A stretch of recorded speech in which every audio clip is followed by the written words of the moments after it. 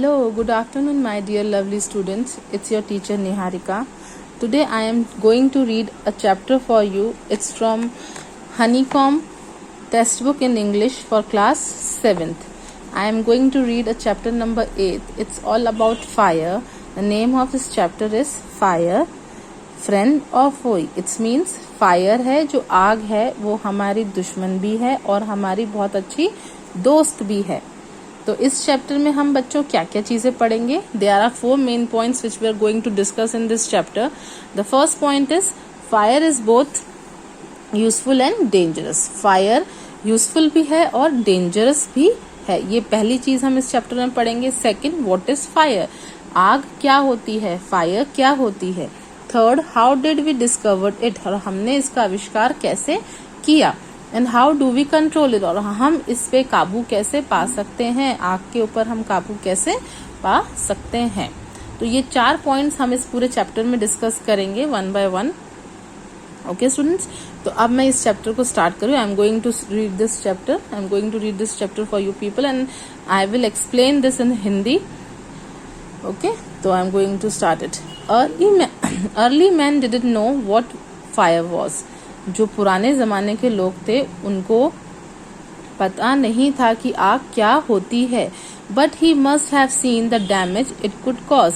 पर उन्होंने देखा था कि ये आग क्या क्या नुकसान पहुंचा सकती है, किस तरह का नुकसान ये आग पहुंचा सकती है. He must have watched lightning and volcanoes long before he began the use of fire himself. उन्होंने क्या देखा था पुराने जमानों के लोगों ने, कि बिजली कैसे चमकती है और वॉल्केनोज में से कैसे आग निकलती है. तो उन्होंने ये सब चीजें, तो हमने ये सब देखा था कि कैसे वॉल्केनोज में से, मतलब पुराने लोगों ने सबने ये देखा था कि वॉल्केनोज में से कैसे आग निकलती है, लाइटनिंग कैसे हो सकती है. जब तक कि वो आग का खुद से यूज करना शुरू करे, उन्होंने आग का रूप किस में देखा था, वॉल्केनोज में और लाइटनिंग के रूप में. Fire was a powerful and dangerous. Fire जो है उन्होंने क्या देखा था कि पावरफुल भी है, ताकतवर भी है आग बहुत, और डेंजरस भी है. And he was frightened. और वो क्या थे, डरे हुए थे. जो पुराने लोग थे वो आग से डरे हुए थे. क्यों? क्योंकि उन्होंने वॉल्केनोज को इतना भयंकर रूप देखा था कि जब ज्वालामुखी फटता है, जब वॉल्केनोज ब्लास्ट होते हैं तो उसमें से किस प्रकार से लावा बाहर निकलता है, कितना कुछ नुकसान पहुंचाता है. ये आसमान से जब बिजली गिरती है तो वो कितना कुछ नुकसान पहुंचा सकती है. तो ये सब पुराने जमाने में लोगों ने देखा था, तो उससे वो लोग बहुत डरे हुए भी थे. Second paragraph. My first may have puzzled early men, but we now know that fire is the result of chemical reaction. पहले के जमाने में लोग पजल्स थे, मतलब उलझे हुए थे कि आग क्या होती है, क्या नहीं होती, कैसे होती है. वो सोचते थे ये तो भगवान की वजह से ऐसा होता है, हमने कुछ गलत किया तो इसलिए वॉल्केनो फटा या जो भी है. पर आज हमको ये चीज पता है कि जो आग है वो केमिकल रिएक्शन का ही एक रिजल्ट है. केमिकल रिएक्शन की वजह से ही क्या होता है बच्चों, आग का फॉर्मेशन होता है. When the oxygen in the air combines with carbon and hydrogen in a fuel. जब हम ऑक्सीजन का रिएक्शन फ्यूल के साथ करते हैं, ऑक्सीजन कैसे मिलेगी हमको, बाहर एयर के फॉर्म में. और कोई भी फ्यूल है तो उससे हमको क्या मिलेगा, CO2, H2O एंड हीट. ये 3 चीजें जनरेट होती हैं. तो when the oxygen in the carbon combines with carbon and hydrogen in a fuel, a chemical reaction take place. Energy in the form of heat and light is released in this purpose. जब हम ये chemical process करते हैं तो हमें क्या चीजें दो मिलती हैं, एक तो हमको हीट मिलती है और एक लाइट मिलती है. आग जलती है तो एक रोशनी सी नहीं निकलती वो, और हीट, गर्माइश निकलती है आग के निकलने से, वो उसमें से निकलती है. This is what we call fire. और इसको ही हम क्या कहते हैं, फायर, आग कहते हैं. जब कोई केमिकल रिएक्शन, मतलब जब फ्यूल और ऑक्सीजन आपस में मिलता है तो उससे हमको CO2, H2O और हीट मिलती है ना बच्चों. ये चीज तो केमिकल रिएक्शन है. तो यही जो जब ये केमिकल रिएक्शन होता है, जो जिससे ये हीट उत्पन्न होती है और जो लाइट उत्पन्न होती है, उसको हम क्या कहते हैं, फायर. अब थर्ड पैराग्राफ है हमारा. 3 things are needed to make fire. आग को बनने के लिए हमें बेसिक 3 चीजें चाहिए. एक तो फ्यूल, मतलब किससे आग जलाई जा रही है, फ्यूल, ऑक्सीजन एंड हीट. 3 चीजें. Wood, coal cooking gas and petrol are some example of fuel. अब फ्यूल को फ्यूल किस रूप में हो सकता है, जैसे वुड के रूप में हो सकता है। फ्यूल मतलब जब लकड़ी होगी वही तो आग पकड़ेगी ना। कोयला, ऑक्सीजन, वो सॉरी कुकिंग गैस, खाने वाली जो गैस होती है जब वो होगी तभी तो खाना पकेगा गैस में। And petrol are some examples of fuel. Oxygen comes from the air, और ऑक्सीजन तो हमको एयर के रूप में मिलती है। That is why when we blow on smouldering paper it's often burst into flame. इसलिए हम कहते हैं जैसे हल्का सा जिसमें चिंगारी सी नहीं रहती, उस पेपर को अगर हम जलाते हैं तो वो फूंक मारते हैं उसको हल्की सी, तो वो क्या रूप ले लेती है, आग का रूप ले लेती है। The third thing needed to make a fire is heat. और तीसरी चीज आग पकड़ने के लिए क्या चाहिए, गर्माइश। जब हम माचिस की तिल्ली को आपस मतलब मैच बॉक्स से रगड़ते हैं तो उसमें क्या होती है, हीट जनरेट होती है, और वही हीट क्या काम करती है, आग पकड़ने का काम करती है।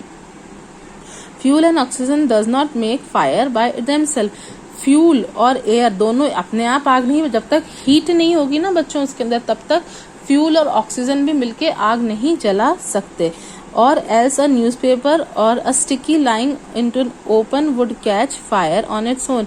अपने आप अखबार तो अपने आप आग नहीं पकड़ लेगी ना, या फिर लकड़ियां नीचे गिरी हुई अपने आप तो आग नहीं पकड़ लेगी, उसको क्या चाहिए, हीट चाहिए, गर्माइश चाहिए, जिसकी वजह से वो आग पकड़ते हैं। To burn a piece of paper और wood we heat it before it catches fire. जब भी हमको पेपर या लकड़ी को जलाना होता है उसको पहले कहते हैं हम गर्माइश देते हैं, मतलब धीरे धीरे, जैसे हमने माचिस जलाई तो हल्का सा वो गर्म होगा, धीरे धीरे आग पकड़ेगा, एकदम से लकड़ी आग नहीं पकड़ लेती बच्चों। We generally do it with lightning match. जब हम माचिस को जलाते हैं तो उन दोनों में जो रिएक्शन होता है तो उससे एक गर्मी उत्पन्न होती है तो वो आग पकड़ती है।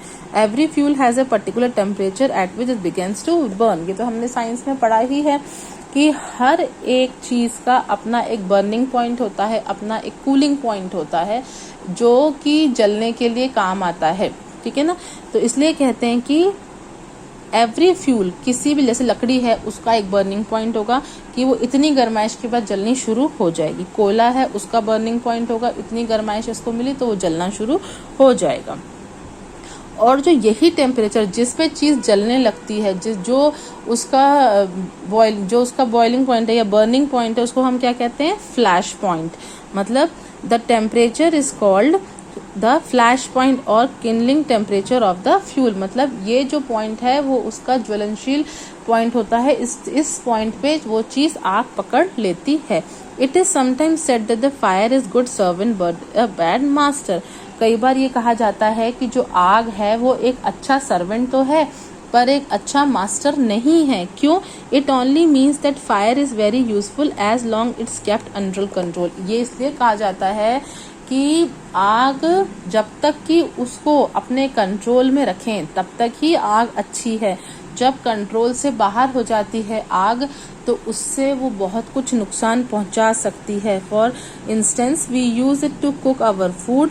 जैसे कि हमें पता है कि हम खाना बनाने के लिए आग को काम में लेते हैं। Warm our homes in winter, अपने घर को गर्म रखने के लिए आग का काम में लेते हैं। एंड टू जनरेट इलेक्ट्रिसिटी, और बिजली उत्पादन में हम आग का काम लेते हैं। But on the other hand, पर जो दूसरे साइड इसका रूप देखा जाए, if the fire gets out of control, अगर आग आउट ऑफ कंट्रोल हो जाती है, it can be very dangerous, वो बहुत डेंजरस हो जाती है। Each year thousands of house and shops are damage by fire. Vast area of forest are also destroyed and hundred of peoples are killed और इंजर्ड। मतलब जब आपने कभी देखा है कितने ही घर कई बार शॉर्ट सर्किट से, या जैसे हम जंगलों में जाते हैं, कई बार हम कैंप फायर तो लगा देते हैं बच्चों, अब उस कैंप फायर को बुझा के नहीं निकलते तो कई बार वो जो छोटी सी भी चिंगारी होती है ना, वो पूरे जंगल को जलाने के लिए काफी होती है। इसलिए हम जब भी कैंप फायर करें, कहीं जाएं, तो हमने जो कैंप फायर लगाया है उसको बुझा कर आना चाहिए, क्योंकि एक छोटी सी भी चिंगारी पूरी जगह को तबाह कर सकती है। क्यों? क्योंकि उसको तो एयर के फॉर्म में ऑक्सीजन मिल ही रही है और वो उसके पास हीट एनर्जी भी है उस टाइम, तो वो केमिकल रिएक्शन होने में टाइम नहीं रखता, और वो जो छोटी सी चिंगारी है वो कभी भी भयानक रूप ले लेती है। अब घर में भी हमारे शॉर्ट सर्किट हो जाए या हम कोई चीज जली हुई छोड़ दें और वो किसी और चीज के टच में आ जाए जो कि हमारे घर को भी पूरा का पूरा जलाने के लिए काफ़ी है। इससे कई लोग जल जाते हैं। कितने ही इंसिडेंट्स हमने टीवी में भी देखे होंगे कि आग की वजह से कितने लोग जले और जलने के बाद उनकी लाइफ से उनको हाथ भी धोना पड़ा। Just as 3 things are needed to start a fire. There are 3 main ways in which a fire can be put out. In each one of the 3 things needed for burning is taken away. ये कह रहे हैं कि हमें 3 चीजों की basic requirement होती है आग को जलाने के लिए। अगर इन तीनों में से भी एक चीज भी नहीं हो तो आग नहीं जलती है। जैसे कि for example we take away the fuel. अगर हम फ्यूल, जैसे फ्यूल लकड़ी है, अगर हम वही नहीं लेंगे तो आग कैसे लगेगी? If we taken away the fuel, if the fire has no fuel to feed on, no burning takes place. We often let a fire dies out simply by not adding more fuel to it. आपने देखा है कई बार आप सर्दी के दिनों में तपाई करते हैं बैठ के या आग जलाते हैं अपने आप को गर्माइश देने के लिए, तो हम जितनी लकड़ी डालेंगे ना आग उतनी देर ही जलती जाती है। अगर हम उसमें लकड़ी डालना बंद कर देंगे, उसमें हम फ्यूल डालना बंद कर देंगे तो बच्चों वो आग जलनी बंद हो जाएगी।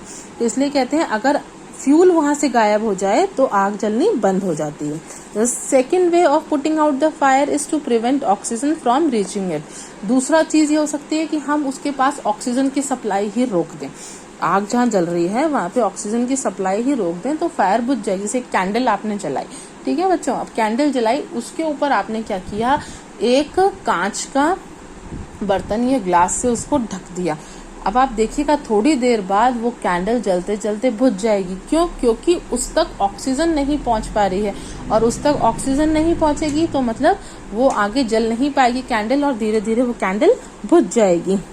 Some fire can be put out or smoothened with a damp blanket or a sack। मतलब अगर कोई जल रहा होता है उसके ऊपर हम ब्लैंकेट पटक देते हैं, कोई चीज जल रही है उसके ऊपर हम ब्लैंकेट डाल देते हैं तो वो चीज जलनी बंद हो जाती है। क्यों? क्योंकि उसके ऊपर ऑक्सीजन की सप्लाई रुक जाती है। This stop oxygen reaching the burning material. Sometime carbon dioxide is used to extinguish fire. It does not allow oxygen to reach the burning material. कई बार हम लोग फायर एक्सटिंग्विशर्स का यूज लेते हैं, उसमें क्या होती है, कार्बन डाइऑक्साइड होती है, तो उसकी वजह से क्या होती है, चीजों के पास ऑक्सीजन पहुंचनी बंद हो जाती है और आग लगनी खत्म हो जाती है। The third way of putting out a fire is to remove the heat. अब तीसरा तरीका यह है कि हम उसके पास गर्माइश ही न लाएं। If the temperature can be brought down below the flashing flash point the fuel stop burning. मतलब जो उस पदार्थ का ज्वलन, मतलब जलने का पॉइंट है, फ्लैश पॉइंट है, अगर उससे हम उस चीज को नीचे ले आए तो वो प्रोडक्ट जलना बंद हो जाता है। You blow on a burning matchstick और a candle is put out. In doing so you remove the hot air around the flame, burning out the temperature below the flash point and the candle goes out. Sometimes water is sprayed on a fire. It absorbs heat from the burning fuel and lower the temperature. जैसे कभी कभी कहीं आग लगती है तो हम क्या करते हैं, पानी डालते हैं ना, उसके ऊपर पानी का छिड़काव करते हैं या फायर ब्रिगेड आके पानी डालती है, तो उससे क्या होता है, उसका जो फ्लैश पॉइंट होता है, जो उसका बर्निंग पॉइंट होता है, वो धीरे धीरे कम होना खत्म हो जाता है और चीजों में से आग जलनी बंद हो जाती है। The blanket of water also use to supply cut off the supply of oxygen and the fire is extinguished. मतलब हम क्या करते हैं, ब्लैंकेट डाल देते हैं, किसी चीज के ऊपर ब्लैंकेट डाल देते हैं तो क्या होता है कि उसमें से ऑक्सीजन की सप्लाई है जो बंद हो जाती है और जो आग आगे बढ़ने से रुक जाती है या फिर आग बुझ जाती है। Some fires can not be put out with the water. पर कुछ ऐसी आग होती है जिनको हम पानी से नहीं बुझा सकते। If water is spread on oil fire, the oil will float to the top of the water and continue to burning। जैसे अगर आग तेल की वजह से लगी है और हम उसके ऊपर पानी डाल दें तो तेल क्या होता है, हल्का होता है, वो क्या करेगा, पानी पे तैरना शुरू कर देगा और उससे क्या होगा बच्चों, ज्यादा आग बढ़नी शुरू हो जाएगी क्योंकि पानी फ्लोट करना शुरू हो जाएगा। अब जैसे जैसे पानी फ्लोट करेगा तो उसमें से आग और ज्यादा बढ़ती जाएगी। This can be very dangerous because water can flow quickly carrying the burning oil with it and spreading in the fire. Water should also not be used on fire caused by electric. The person spraying water might receive an electric shock. Water should not be used on fire caused by electric appliances. अगर electric appliances की वजह से आग लगी है तो उस पर कभी भी पानी नहीं डालना चाहिए। क्यों? क्योंकि उससे हमको शॉक लग सकता है। जैसे अगर कोई बिजली की तार है वो जमीन पे नीचे पड़ी है और उसकी वजह से शॉर्ट सर्किट की वजह से आग लगी है या जो भी है और तार नीचे ही रह गई है और आप पानी डाल देंगे तो क्या होगा, पानी के थ्रू वो इलेक्ट्रिक शॉक या वो करंट है आपको लगना शुरू हो जाएगा एंड बी किल्ड, और वो आदमी मर जाएगा। A carbon dioxide extinguisher is the best thing to fight an electric fire. इसलिए इस टाइम हमें क्या काम में लेना चाहिए? फायर एक्सटिंग्विशर्स, जो कि आग को बुझाने में काम आते हैं, ये जो कि आग बुझाने के काम आते हैं। तो ओके बच्चों, अभी मैंने आपको इसके 3 पेज रीड आउट कर दिए। ये मेरा फर्स्ट पार्ट है। इसका फर्स्ट पार्ट के बाद आप लोगों को अगर ये चैप्टर समझ आया तो प्लीज़ लाइक एंड कमेंट ज़रूर कीजिए एंड प्लीज़ मेरे चैनल को सब्सक्राइब भी ज़रूर कीजिए। मैं आपको इसके आगे का सेकंड जो थोड़ा सा पॉइंट और बच रहा है वो अपने सेकंड पार्ट में ज़रूर समझाऊंगी। Thank you for today and please wait for my second part of this chapter. I will be right back after some time, and if you understand this chapter very easily, so please like and comment on my YouTube channel. Please subscribe my channel for more further chapters details. Thank you.